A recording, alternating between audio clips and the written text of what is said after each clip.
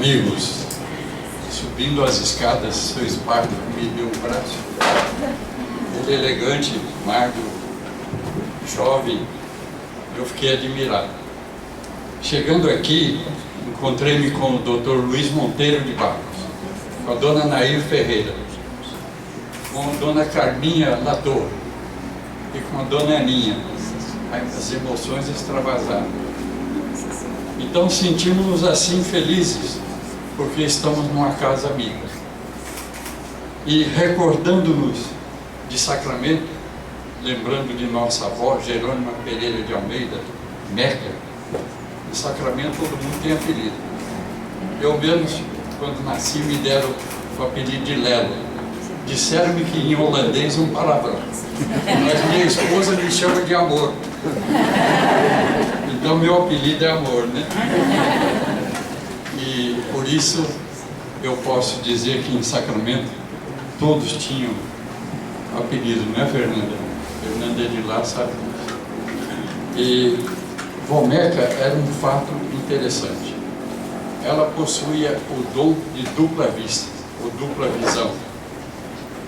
Sempre colocada de pé, amorosa com as pessoas, ela via quem chegasse na cidade, quem viria conversar com ela, e sobretudo, ela falava os nossos nomes, não em português, como o meu nome Manuel, ela não falava, ela dizia um nome francês.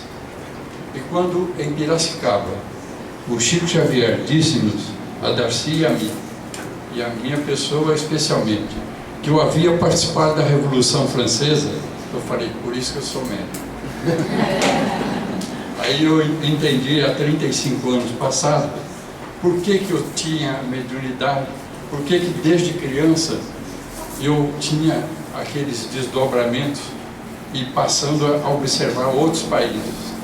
Mas, voltando à nossa avó, ela contava fatos curiosos e uma feita, ela disse assim, Dalides, a nossa mãe, está chegando aqui no Sacramento o Dr. Jaime Monteiro de Barros.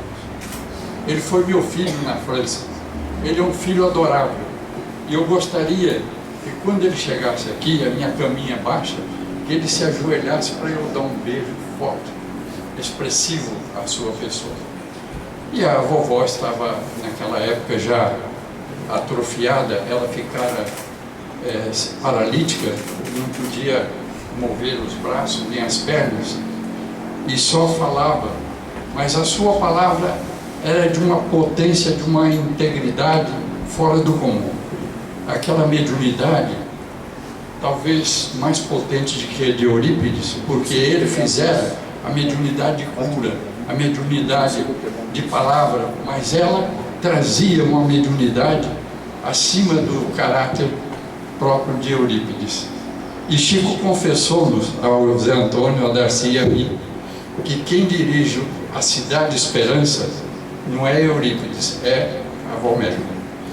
E a Cidade Esperança é em cima de Santa Maria, aonde ela nasceu e aonde o Zé Antônio tem a sua pousada. Então, a expressão que ela dava diariamente a todos nós era o interesse de chegar em sua casa todo dia. Porque um dia ela tinha uma visão do prefeito, outro dia tinha a visão dos acontecimentos da cidade, e ela estava assim, distraída, quase cochilando. Ela falou para minha mãe, Idalides, estou vendo um assassinato na rua tal, fulano de tal, e o morto é ciclano, dando a entender uma visão perfeita do acontecimento que a polícia esclareceu logo em seguida, o que dava o ensejo da sua grande mediunidade. Mas estes caracteres foram observados intensamente com seus irmãos.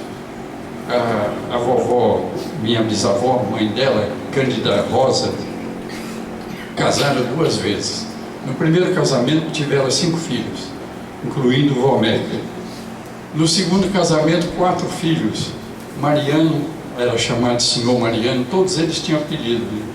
O João, que era Janjão, e tinha o Luiz, que era chamado de Luizinho, todos eles possuíam mediunidade fora do normal. Falavam línguas, materializavam espíritos, as luzes próprias eram dadas com intensidade. Quando os espíritos materializavam, iluminavam o salão. E meu pai era jovem naquela época, ficava na janela no cair da tarde, observando com interesse, muito interesse, aquelas materializações, as músicas que se processavam. E finalmente, Mariano da Cunha recebia instruções dos espíritos Lutero, o apóstolo Paulo, e numa dessas lições ele ofertara a Eurípides a oportunidade de se ligar a Vicente de Paulo. Então Eurípides começou a trabalhar. E nosso pai era primo de Eurípides. Curioso, essa madrugada, os espíritos nos disseram, quando duas pessoas que se casam são parentes, tem mais possibilidade de mediunidade do que as pessoas comuns.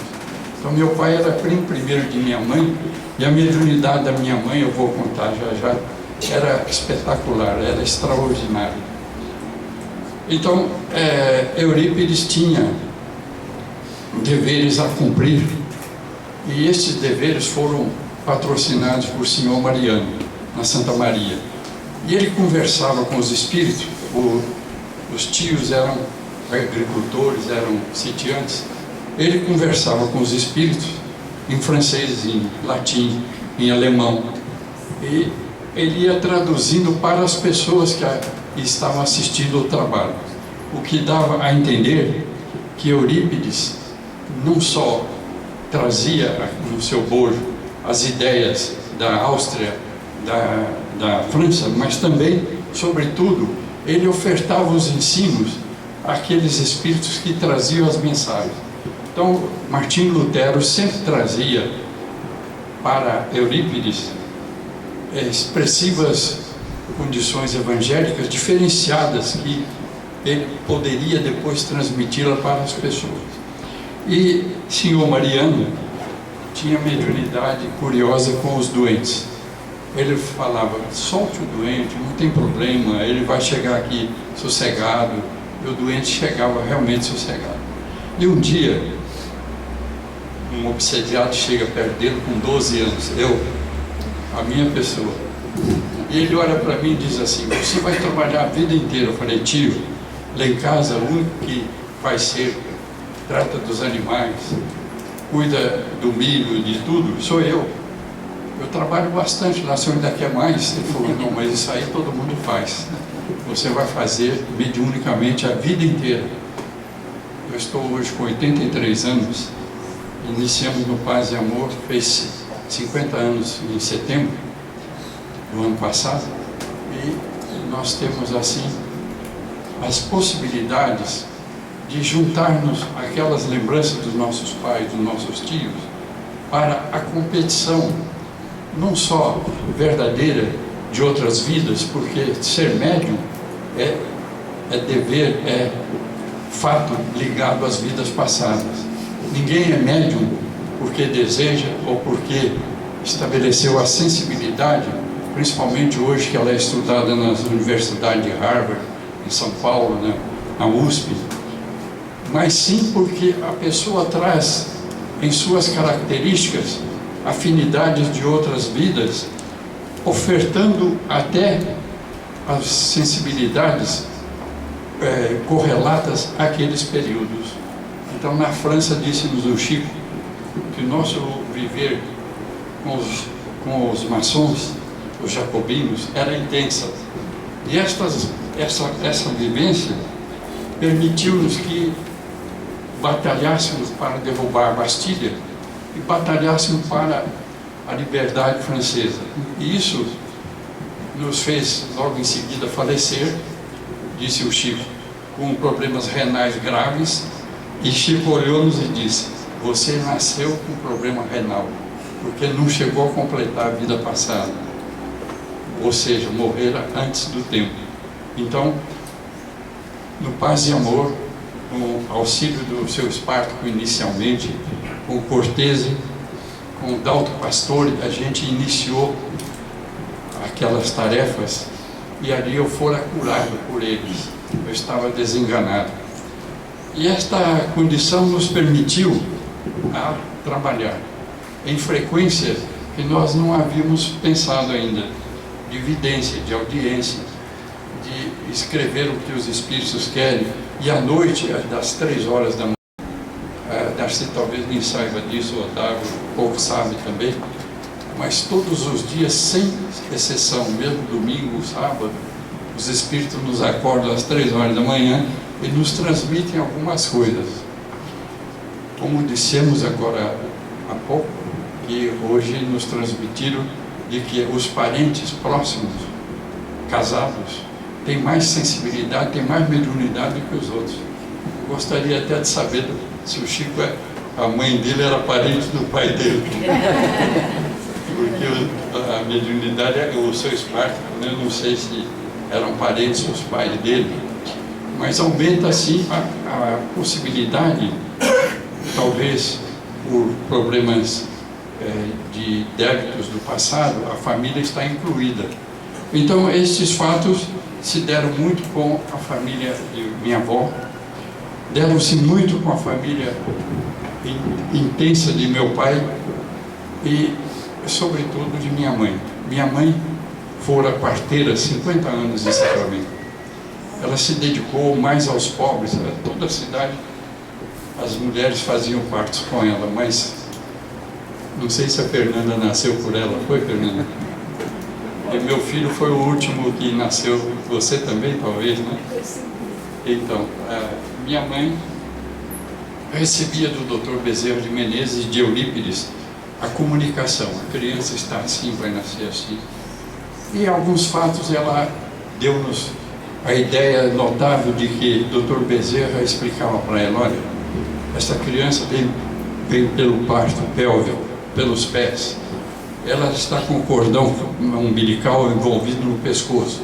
Você vai virando ao contrário, para que ela possa ter um parto normal. E assim, ela conseguia facilmente. E vocês vão ver como era a sua mediunidade. Eu comprara de meu colega um relógio Roscoff patente. O Plínio sabe que ele é colecionador.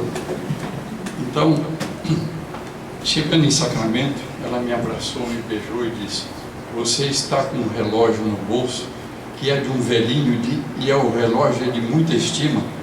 Quando você retornar a Ribeirão, entregue o relógio de novo. Eu falei: mãe, eu comprei, eu vou pagar com a minha mesada. Não interessa, a pessoa está sofrida, você devolva o relógio. Eu não tinha dito para ninguém do relógio, né? E ela, na hora, ela recebeu a instrução. Quando o nosso filho nasceu, ela disse para Darcy: Darcy, eu estou chegando da festa, mas você vai ter o filho já já. E eu recebi de minha mãe uma mensagem de que vai ser um homem. Ele vem envolvido com roupas amarelas e ele vai ser médico futuramente. Está escrito tudo no papel. E o papel depois a Darcy até deu para o nosso filho, que é realmente médico. E a mãe dela, na hora de pegar a roupa para envolver a criancinha, que a minha mãe fizeram o parto, ela, em vez de pegar azul, ela pegou o amarelo.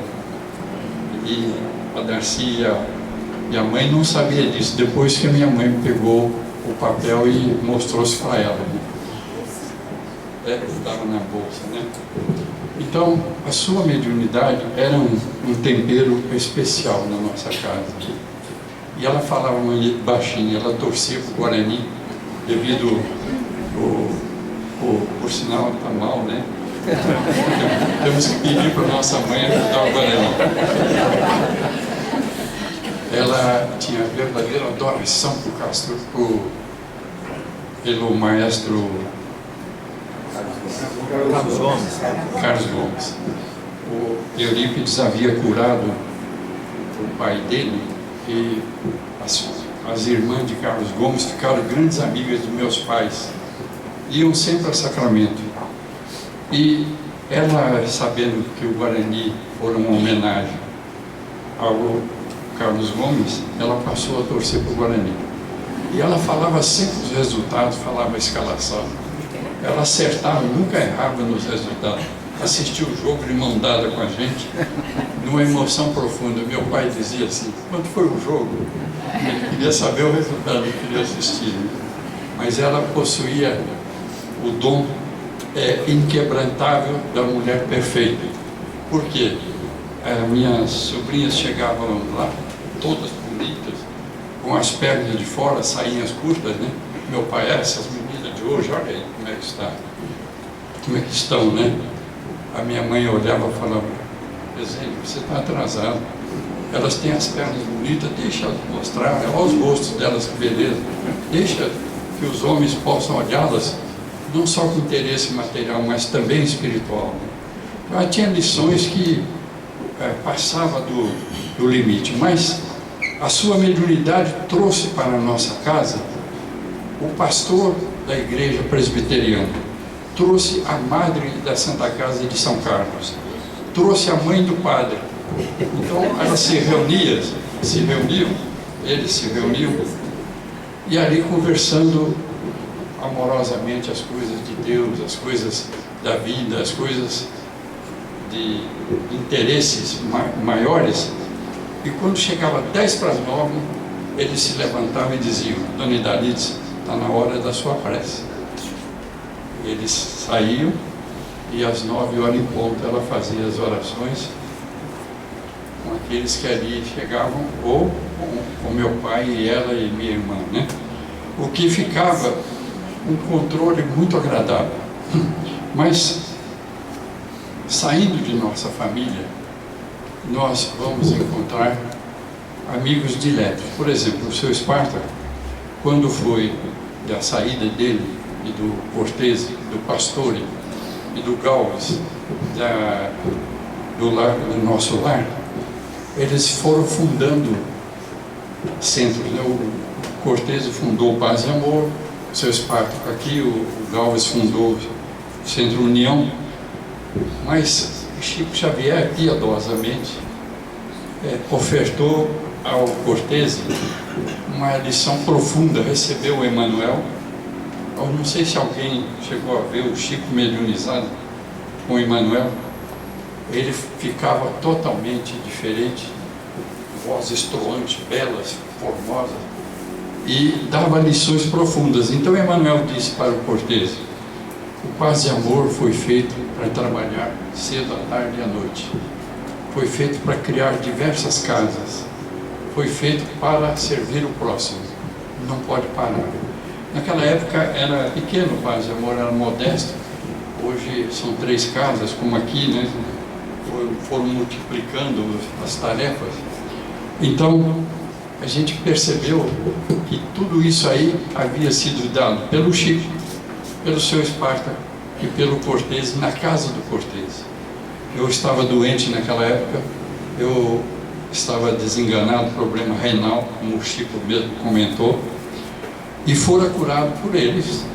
E ali passamos a dedicar aos trabalhos espirituais que se aproximavam não só da casa do Cortese, como também do Paz e Amor, que já naquela altura já estava sendo formado.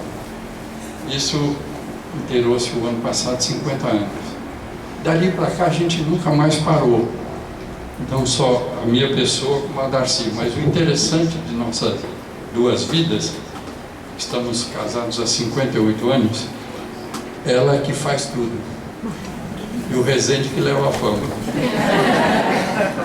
Ela faz tudo, ela não só na Casa do Caminho, não só na minha casa, não só com meus filhos, mas também com a família dela, ela tem a importância. E curiosa, a Darcy, ela não gosta de receber os espíritos. Ela deixa para o Rezende, deixa para o Otávio, deixa para os amigos, mas ela raramente a vimos receber os espíritos. E quando os recebe, com um carinho profundo, diferente, com sensibilidade fora do comum. E esta condição dela nos traz possibilidade de que possamos ajudar as outras pessoas sem o nosso interesse, não só dela, como o meu interesse, né? E daí, na Casa do Caminho, nós temos a confiança e a coragem da família Pacheco e Silva, Branquini, aliás, desculpa, Branquini, e todos trazem ao sábado lições profundas diferentes. E o Quase Amor foi estruturado assim com muita liberdade, com o auxílio do Chico, e da mesma forma fizemos e continuamos lá na Casa do Caminho. Então, com toda a alegria e emoção de estudar Kardec, nós falamos para as pessoas sobre a mediunidade. A mediunidade é um fato sensitivo de que Kardec classificou em duas categorias: a categoria de inteligência e a categoria de efeitos físicos. Na inteligência, os médiuns produzem intuição, vidência, audiência, produzem notáveis escritos e notáveis palavras. No escrito, que é a formalização quase da doutrina espírita por Kardec, eu perguntando ao Bacelli, foi interessante isso aí: Bacelli, o Chico disse alguma coisa de você na outra vida? Ele falou: Rezende, eu vivi com Kardec na França e fui amanuense. Ele recebia as mensagens dos médiuns, 19 médiuns, e eu fazia a cópia com tinta nanquim para que ele pudesse depois enviar para a tipografia. Assim também a sua esposa. Então houve uma grande amizade. E quando ele estava com 16 anos, entrou no Chico pela primeira vez. Ele não era espírita, era católico. O Chico mandou que ele escrevesse. Foi interessantíssimo, porque a pessoa chega num centro espírita, ela não sabe o que é, e de repente vai escrever uma mensagem categorizada com o Chico Xavier ali junto. É muito raro, é quase que impossível, né? E assim aconteceu com ele. E ele contou-nos outro fato. O professor Geraldo nos falou da maçonaria, né? O Bacelli tem dois espíritos que o auxiliam. Um foi meu professor, o Dr. Odilon Fernandes, e o doutor, o grande amigo da Darcy, que foi o médico em Uberaba, doutor Inácio, né? Então o doutor Inácio e o doutor foram grandes líderes maçônicos, oradores excepcionais, dedicados à maçonaria. E eles faziam, como nós também fazemos, o Otávio e eu, alguns outros amigos, nós fazemos da maçonaria uma estrutura para que as pessoas conheçam alguma coisa do espiritismo. Como também ela, pelos seus símbolos, nos indicam não só sociopolítico, como é próprio da maçonaria, né, libertando os povos, mas também a ideia profunda de Deus, né? Estudando caracteres das chamadas igrejas ou templos fechados e as chamadas academias, né, dos gregos, dos persas, dos romanos e, sobretudo, daquela chamada Torre de Babel, que era uma precoce loja maçônica. E depois, um ataque de outras pessoas, ela se tornou destruída pelo fanatismo de outras pessoas. Mas o que vem de encontro para nós é que Kardec também foi maçom, Leon Denis também foi. Há um livro de André Maurois que conta até o destaque de Allan Kardec dentro da maçonaria. E talvez por inspiração, por desejo maiores do que ela explica, ele trouxe-nos a doutrina de um modo extraordinário. Quando nós pegarmos 3 ou 4 crianças e colocarmos para receber mensagens, nós teremos dúvida. Como o nosso netinho, em 4 anos, a Darcy havia saído, eu estava sozinho com ele, ele ficou me olhando assim, falou: vô, você está velhinho, hein? Logo, logo você vai morrer, eu vou ficar moço. E você quer voltar de novo para ser meu filho? Aí eu fiquei admirado, falei: puxa, as crianças de hoje, coisa notável, né? E estas condições, Allan Kardec procurou nas irmãzinhas Jafé, procurou nas estruturas jovens a condição que a doutrina espírita precisava. E esta condição vem por pedidos interessantes no Brasil. A associação com o Divaldo Franco, com o Chico Xavier, com outros médiuns, trazem lições primorosas. Por exemplo, o Divaldo contou-nos que a irmã Dulce falava para ele: Divaldo, Divaldo, estou vendo junto de você fulano, ciclano, beltrano. E o Divaldo: irmã Dulce, eu também estou vendo junto da senhora. Os dois se comunicavam. Então ela falava: Divaldo, tem umas crianças para você levar. O Divaldo falava: irmã Dulce, eu tenho uns velhos para a senhora. E assim eles trocavam. E o filho do Divaldo é o diretor das obras dela. Ele é o médico-chefe lá, até hoje. O que é interessante, né? Mas o Chico Xavier, eu estava de frente a ele assim, ele sentado de cá colocando feijão no saquinho. Naquela época eles colocavam 2 quilos de feijão, né? Para os ovos, eram muito lá no Uberaba. E eu fiquei pensando, como é que o Chico recebe esses grandes homens, né? Como é que se instala na cabeça dele? Ele, de repente, falou assim: ah, meu Toninho, que era meu primo que estava ao lado. O Humberto de Campos, um dia desse, me chamou de Leptotrix. E eu não sei o que é, fui ver no dicionário, fui ver com as pessoas que sabem e disseram: é lesma. E como ele achava que era muito mole para escrever, como ele escrevia. Ele era rapidíssimo para escrever, né? E contou-nos o Chico de Barca, o grande musicista Barca, era ultra exigente.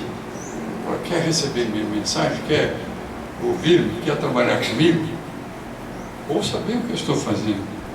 E também, no livro notável do português, que esteve no Brasil espiritualmente, visitando o Chico Xavier, ele queria que o Chico lhe desse toda a possibilidade para fazer um livro. E olhou para o Chico e falou: olha, ele veio com um jeito caipira, modestão, né? Eu achei que ele não era de nada. E quando eu pude fazer a mentalização e gravar no cérebro dele a mensagem, eu fiquei admirado com a sabedoria, com o estímulo que ele me deu para eu fazer o livro. Então, este livro é de uma potencialidade muito grande, porque ali ele cita, quando ele esteve no Rio de Janeiro, pendurado no pescoço dos carnavalescos, estavam entidades até pernósticas, né, violentas, que produziam acidentes e outras coisas. E o Chico recebeu isso tudo com beleza, com exatidão do grande escritor português, que naquela época fazia pelo o médium Frederico Júnior, que era português, estava em Portugal, depois mudou-se para o Brasil, foi ser o médium do Dr. Bezerra de Menezes, recebendo o filho do Dr. Bezerra e recebendo o mentor do Dr. Bezerra, que era Charcot. O Dr. Bezerra só resolvia os problemas espirituais com Charcot. Então, quem faz pedido aí de vocês, não tenham dúvidas de que o mentor com certeza vai ajudar. Quando é bem pedido, o Bezerra pedia, Charcot respondia, né? Mas o escritor então disse, com toda a força de alma. O Chico Xavier é mais sensível, mais ativo do que Frederico Júnior. E Frederico Júnior foi um grande médium da Federação Espírita Brasileira, denotadamente junto do próprio Dr. Bezerra de Menezes, o que valeu que esse escritor pudesse trazer a imagem correta do mundo espiritual brasileiro, Eça de Queiroz. Então, se você ler o livro Eça de Queiroz Póstumo, deve ter aí, com certeza, é um livro fantástico. Ele traz todinha a mensagem portuguesa, a mensagem valorosa do Brasil, dando para o Chico Xavier uma possibilidade diferente literária, né? O Chico tinha coisas interessantes. Lá em Piracicaba, nós estávamos, era casamento da Estelinha, filha do Fortese, e estávamos numa sala só, a Darcy, ele e eu.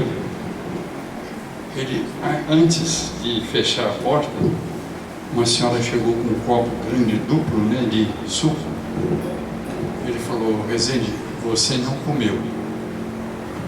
Eu sou vegetariano, só tinha carne naquele dia, eu não comi nada, né? E ele falou assim: você não comeu, tome esse suco. E eu tomei o suco. Aí daí a senhora voltou e falou: Chico, você gostou do suco? Aí nós adoramos, não foi, Rezende? Ou seja, ele serviu-me e automaticamente eu o servi pela mentira, né? Mentira a sua agradável. E naquele salão ele olhou-se para o lado de vidro e falou-nos assim: as tribos indígenas de Piracicaba não foram embora daqui, não reencarnaram. Gostaram tanto de Piracicaba que eles ficaram aí do outro lado do rio. Eu falei: Chico, mas Piracicaba tem muita bebida, como é que os índios ficaram aí? Ele falou: mas tem muita educação. Então a educação suplanta muitas vezes a vibração, né?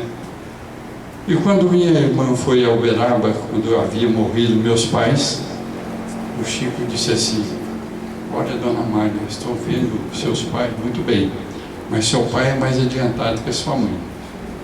Minha irmã: Chico, não é possível, minha mãe era toda caridade, todo amor, toda sabedoria, toda bondade. Meu pai era humilde. O Chico falou que seu pai era a razão. Quando a pessoa está na razão, ela é superior do que a pressa. Olha o que o Chico falou para minha irmã. Então, muitas vezes aqueles que dizem Senhor, Senhor, não alcança, né? E isso foi maravilhoso. E a nossa irmã Corina, que é tia da Fernanda, estava chorando porque havia saído uns papéis, não sei se a Fernanda lembra-se disso, fazendo crítica que ela era amante do Chico Xavier, que ela era exploradora e que tal. O Chico aparece lá em Sacramento, o barbeiro dele o trazia, e ele chegou de repente e falou: Corina, eu estou muito sofrido em Uberaba. Olha só, Chico Xavier. E eu vim aqui para recuperar meu sofrimento. Os dois entraram no quarto, fizeram a prece, o quarto ficou radiante como um dia de sol. E ali o Chico recebeu instrução de Emmanuel para os dois. No dia seguinte, os fazendeiros de Sacramento, revoltados com o folhetim, encheram o lar de tudo que precisavam, inclusive até dinheiro para ela terminar as construções. Então disse Jesus: é porque o escândalo vier, né? Ele é necessário. Mas o Chico produziu um fenômeno exuberante, diferente, porque ela ficou muito bem, o local ficou radiante e o Chico voltou de lá também muito feliz, o que proporciona assim ideias profundas de sua capacidade de amor, né? Eu não sei se o senhor Savério estava esse dia, o Chico falou para o Cortese: você poderia levar o seu Espartaco, o Divaldo Franco em Sacramento, o João Paulo, com todo prazer. E os levou. Quando chegou próximo de Conquista, que é uma cidade entre Sacramento e Uberaba, acabou a gasolina. O Divaldo falou, espera um pouquinho, vamos nos concentrar, vamos fazer uma prece. O Divaldo fez a prece, solicitando os irmãos espirituais gasolina. Aí ele falou para o João, pode ligar o carro.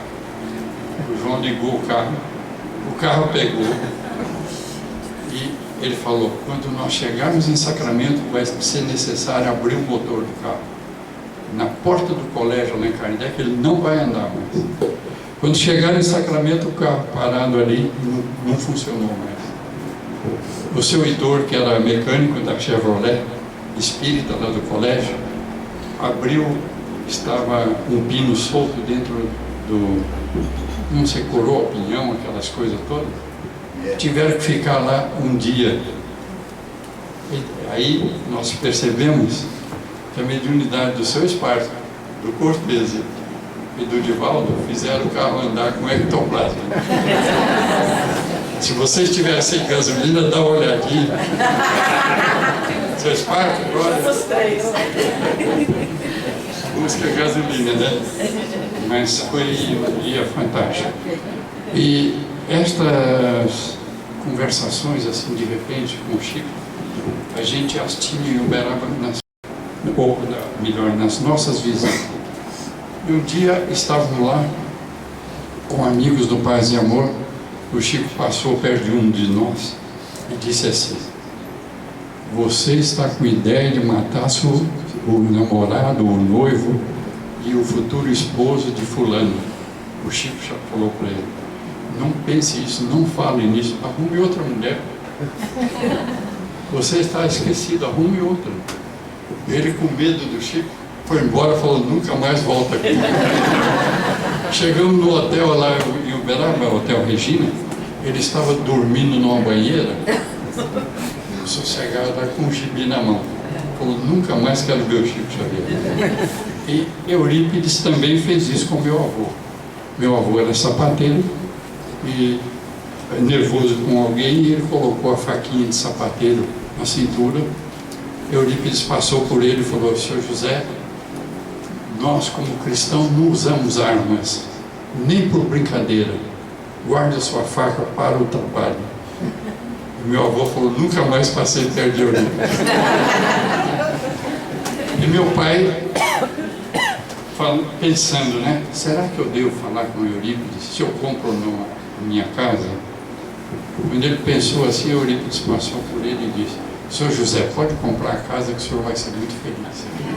Ele foi tão feliz que pegou até 5 pessoas para criar, ele e minha mãe, incluindo a grande irmã que eu tive, a Corina Novelino, que é tia da Fernanda, era tia da Fernanda, e que foi a melhor pessoa da minha casa. Ela e uma irmã negra que eu tive foram 2 criaturas excepcionais, extraordinárias, fora dos planos materiais, fora daquilo que nós imaginamos. A Corina um dia me disse, eu falei, Corina, eu não entendo nada de espiritismo, nem de JC, eu falei para ela, Jesus Cristo. Ela falou, mais tarde, você vai ver com segurança quem foi Jesus e o que é a doutrina espírita, né? Então, esta lembrança ficou tão gravada na minha pessoa, na cozinha lá de casa, que eu nunca a esqueço. Diuturnamente eu estou guardando na alma como efeito salutar e benéfico, né? E estes fatos, eles se davam comumente com a Corina, né? Ela era um anjo fora do comum.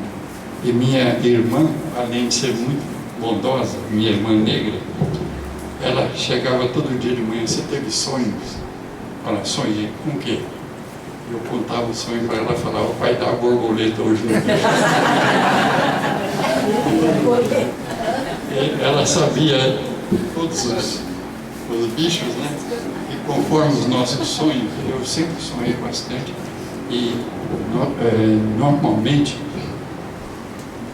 eu os faço com lembrança de vida passada, no Japão 2 vezes, nos Estados Unidos, na Inglaterra, na França, na Rússia. Eu tenho adoração pelo espírito de Tolstói, meu grande inspirador. Então, quando eu me vi numa estaçãozinha na Rússia, eu falei, é Yasnaya Poliana. Aqui, com certeza, viveu Tolstói, né? E eu li agora da médium do Paraná. Ela escreveu um livro interessante do Tolstói, e ele conta que em 1886 ele fazia reuniões espíritas com os livros de Kardec. Olha só que interessante. Então, ele reunia as mulheres em dificuldades, isso não é difícil de encontrar, né? E ele, principalmente as moças que estavam em grandes dificuldades, ele as instruía diferentemente, dando a elas um conceito espiritual. E hoje ele só trabalha, o Tolstói só trabalha com os espíritos que morrem em guerra. Então, quando vocês souberem ou tiverem parentes que morreram em guerra, convoque o Tolstói. Com certeza, as próprias guerras que estão havendo no Oriente Maior, né? Ele, Tolstói, deve estar trabalhando bastante lá. Então, na mediunidade, a pessoa tem que fazer alguns detalhes. E isso é importante. Vocês observam os jogadores, por exemplo, hoje tem jogo do Corinthians, amanhã do São Paulo. Eles sacrificam-se para chegar lá, né? Deixam a família, fazem treinos, fazem tudo para chegar no jogo, 90 minutos jogar bem. Nós, médiums, em 1 hora de reunião, ou 1 hora e meia, nós temos por obrigação concreta e absoluta de trabalhar aquilo tão bem que nós não podemos esquecer de que os espíritos que estão conosco, eles também exercitam em nós. Então, o sistema interior nosso do cérebro, o encéfalo, no panoencéfalo, que é a área mais velha do cérebro, com o hipotálamo, o tálamo e a córtex, nós perceberemos diuturnamente que há ligação com alguém, ou um espírito necessitado, ou um espírito bom, ou um espírito em trânsito, ou um espírito que esteja desencarnado e não está sabendo. E qual é a nossa função? É ajudar. Então não devemos entrar em discussões, não devemos entrar, isso para o médium, sempre para o médium. Nós não devemos entrar no excesso de comida, uma vida pautada certinha, né? Não aconselho ninguém a ser vegetariano, eu sou vegetariano, mas não aconselho ninguém. Os vegetarianos têm mania de dizer, olha, é melhor largar de comer carne. E o Chico disse-me lá em Uberaba com o Zé Antônio e a Darcy, no almoço que tivemos com ele aos 90 anos, ele disse-nos, comeu 6 pedaços de carne. Ele comeu 2 coxinhas, 2 almôndegas e 2 pedaços de pernil. E ele falou assim, pegando o nosso pensamento, poxa, o Chico come carne assim em excesso. Ele disse, eu como carne 2 vezes por semana por necessidade, para defender dos espíritos necessitados. E olha o que ele falou, os animais que são matados para servir ao homem evoluem mais do que os outros que morrem comumente. Então, as diversas espécies, o Nelore e os outros, no espírito grupo, eles progridem mais porque serviram ao homem. Mas no futuro, o homem virá com enzimas tais, o Chico Xavier, né, falando que ele não vai precisar de comer carne. Então vamos aguardar que o futuro está bem próximo aqui. E as lições que ele dava, sempre muito bonitas, porque uma senhora disse assim, Chico, ela levantou-se, estava ali conosco no almoço, eu vou cantar uma música do Noel Rosa para vocês. E ela talvez achou que o Chico não soubesse, né, a música. No final da estrofe ele disse, eu vou cantar o final. Ele cantou com uma voz trêmula, muito bonita, e com grande amor, acredito até que o Noel Rosa estava ali naquele momento, né? Com certeza. Bem, nós falamos assim em alto sobre mediunidade, mas uma coisa é importante. Quando nós trabalharmos espiritualmente, observarmos em nossos centros de força, nós temos 17 grandes, aliás, 7 grandes, e temos 217 pequenos centros de força. Nas articulações, nos músculos principais, na pubis, do lado dela, existe o centro reprodutor, mas os centros que trabalham a parte intestinal são importantes também, e nós devemos conduzi-los em equilíbrio. Como é o equilíbrio? É interessante até. A pessoa pode fazer por si própria, ela vai fazer de tal forma, ela vai auxiliar a si mesma, colocando a mão dessa forma, colocando e vai passando nos diversos sentidos. E quando ela tem uma dor articular, está com dor de reumatismo no joelho, ela pode ficar sentada, põe a mão no centro coronário, no centro frontal, no centro laríngeo, no cardíaco, no solar, no mesentérico, e levar a mão direita ao local que está doendo. A dor desaparece como por encanto. E na nossa preparação mediúnica, da mesma forma, quando nós vamos receber os espíritos, se nós formos escrever, devemos utilizar o centro frontal e o laríngeo. Se nós formos dar passes e fazer passes de cura, nós temos que ir frontal, o laríngeo e o solar. Só esses 3 trabalham a mediunidade. Os demais correspondem ao equilíbrio físico da pessoa ou do médium. No Chico Xavier, ele contou-nos para a nossa mãe que ele tinha necessidade urgente de tomar muito café. Então ele tomava xicronas de café seguidamente. Por quê? Os espíritos brincalhões, espíritos necessitados vinham atazaná-lo, e ele então, tomando café, ele ativava esses centros de força, principalmente o frontal e o laríngeo.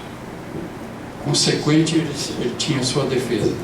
E nossa prima era, a Fernanda deve lembrar-se bem da Sônia, ela era doente, tinha problemas sérios, mediúnicos, que o Chico tomava passe com ela.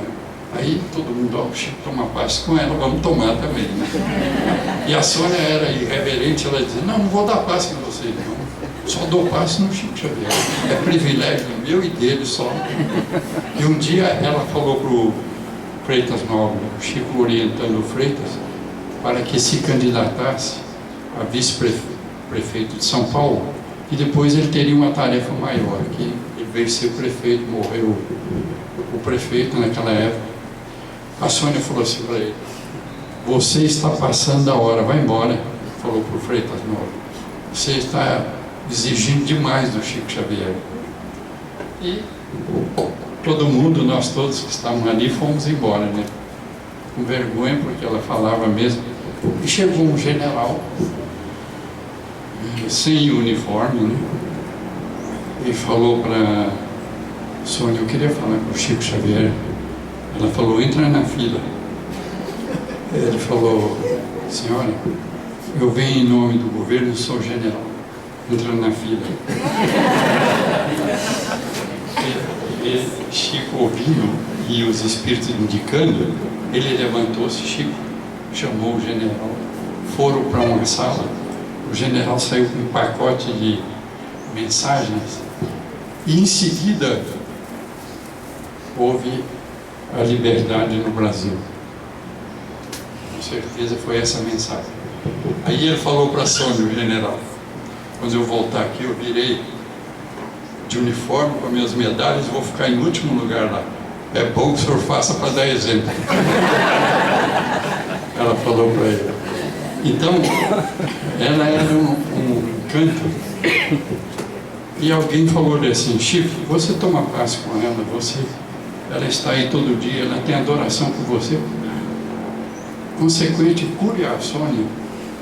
Ele falou: não posso, porque são tantos espíritos que a acompanham.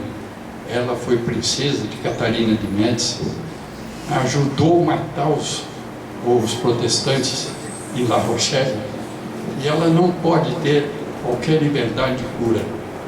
Finalmente, ela morreu por cirurgia no crânio, cega, surda e muda, em sequelas da cirurgia. Então, o Chico dava lições profundas. E quando houve separação dele com a primitiva casa, a minha prima ficou com raiva do Chico, a irmã da Sônia, a Dora, e ela falou: não vou mais lá no Chico Xavier. E o Chico fazia as reuniões todas as quartas-feiras na casa da minha tia, e ela não ficava lá. De repente, dizia o Chico: vamos aguardar que ela volte, né? E uma tarde, os dois se encontram, o Chico fala maravilhas para ela, fala dos filhos e tudo, daí tudo voltou à normalidade. E o médium, então, o Chico preparava-se muito bem. Os espíritos, havia um espírito escritora que dava todo dia um menu para o Chico comer. Por isso que ele durou 92 anos. Ele recebia todo dia: você vai comer isso aqui. E ele comia muita salada de rosas. Então aconselho vocês plantarem. Ele comia mais o botão, né? E com azeite. O Cortese foi muitas vezes com o Roberto Carlos. O Chico preparava para eles bifes e a salada tradicional. Então por isso ele durou 92 anos. E eu digo para Darcy: olha, hoje nós vamos comer isso, aquilo, não só para temperar nossa mediunidade, como também para prolongar nossa vida. Eu estou com 83 anos, ela com 78, ela não gosta que fale. Não, 79. Então, nós nos sentimos felizes porque nós fazemos uma alimentação rústica, mediúnica, que nos dá a certeza de podermos trabalhar espiritualmente e ao mesmo tempo muito sadia. O Otávio sabe disso, que ele participa fazemos sucos de manhã, comemos bastante saladas, comemos tudo o que é preciso sem jantar. O nosso segredo é não jantar, comendo à tarde uma fruta ou uma coisa leve, demonstrando no dia seguinte que nós estamos aptos para atender alguém, para ajudar alguém. É isso que é importante na mediunidade. Então a pessoa: eu gostaria de ser médium igual o seu Sparta, ou igual o Chico Xavier. Nada disso.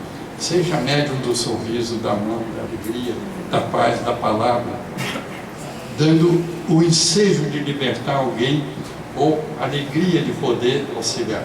Na Casa do Caminho eu tenho constantemente conversado com as senhoras que se separam, né? É muito triste, é até choroso.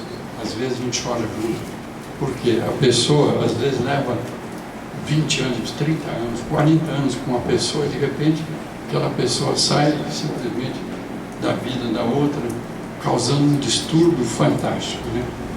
Então, ouvindo essas pessoas, eu tenho aprendido bastante e eu estou melhorzinho para ela.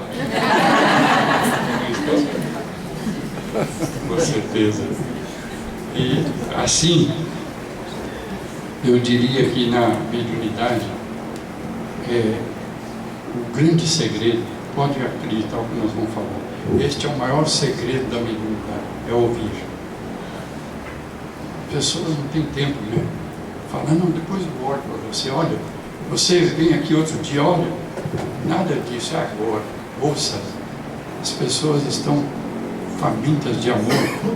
Ouça para que ela entenda. E sejam duros como o Chico. Uma senhora falou falou do marido dela, dos filhos dela, da empregada dela, do motorista dela. Eu falei, só uma pessoa está errada, a senhora. A senhora tem que arrumar novo marido, novos filhos, nova empregada e novo motorista. Passado uns tempos ela voltou e disse que estava começando tudo de novo.